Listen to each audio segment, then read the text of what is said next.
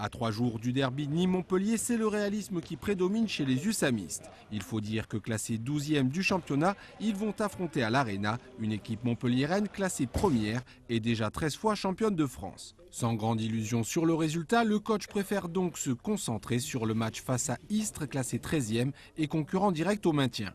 C'est presque, je dirais, une situation idéale pour nous. C'est-à-dire qu'on n'a même pas la pression mercredi de jouer pour gagner des points contre Montpellier, mais on a surtout l'objectif de bien travailler au match de Montpellier pour préparer dans les meilleures conditions le match de Istres.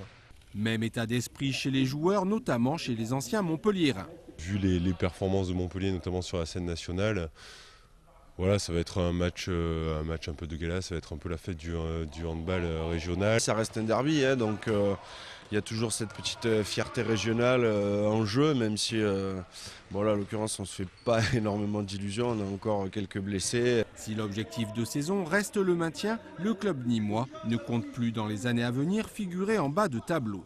Des ambitions sportives qui passent par le financement, notamment de partenaires privés. Je reste persuadé que le niveau de l'USAM, c'est essayer d'avoir un budget de 2,5 millions pour être au milieu de tableau et jouer quelquefois dans les 4 ou 5 premières places.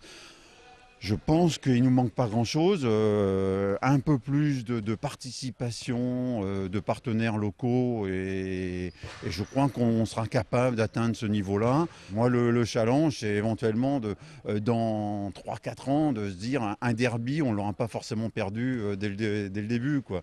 Reste que la fierté inhérente à ce type de derby peut aussi jouer son rôle. Verdict mercredi à l'Arena, coup d'envoi à 21 h.